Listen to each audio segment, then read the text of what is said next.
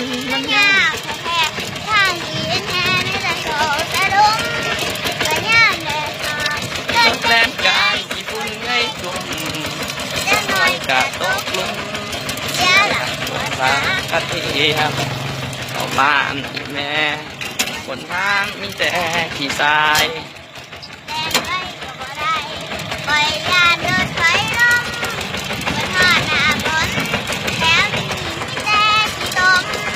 ฝนตกถล่มน้ำ กระท่วมรถออกก็บ่ได้จักสิเฮ็ดจังไดแนวแถวนี้มันเป็นบ้านนอกจักผู้ใดสิออกมาซอยเฮ็ดถนนใหม่อดอยู่แบบนี้ ไปก่อนซ้ำหอดมือตายเสียจังไดนี้ก็บ่ได้แนวบ้านเกิดเฮาโอ้ยมันเหลือใจแห้งเดิทางกะพี่ร้อยแห้งไปโลดเบิด บนทาง พี่ไปโลดเบิดคำสิเว้าเต้าหน้าที่ส่วนเกี่ยวของให้มาเบิ่งเอา ทางเข้าบ้านข่อยเนาอยากให้เจ้าพากันมาเบิ่ง เออเอาอีกรอบนึงเด้อนั่งคอยก็มาไง นั่งคอยความหวัง เบิ่งทางเข้าบ้านอีแม่จังแม่นมันยากแท้ๆทางที่มีแน่ มีแต่โศกและลุก ร้องเงี้ย น้ำแดดออกรถแล่นได้พูดในกลุ่มถ้าลอยกะตกลงอกเสียหลัก หัวสากระเทียมเข้าบ้านอีแม่หนทางมีแต่ขี้ทรายแล่นไว้ก็บ่ได้ไปย่านรถคอยลมบัดฮอดหน้าฝนร้อยแง่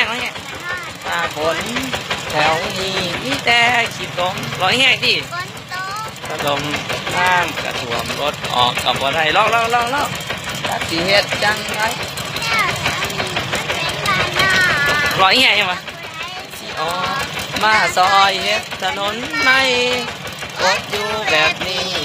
ไปก่อนทำหอดมือตายสิเฮ็ดจังไงนี่ก็บ่ได้แนวบ้านเกิดเฮาโอ้ย เหลือใจ มือตายดิทางกะพี่ไปโลดเลยคำสิเว้าเจ้าหน้าที่ชวนเกี่ยวของให้มาเบิ่งเอาทางเข้าบ้านคอยเนาอยากให้เจ้ามากันมาเบิ่งร้องด้วยนั่ง แม่นพ่อย ลูกไผ ลูกพอละจอย นี่ทางเข้าบ้านอย่าลืมติดตามเด้อนะ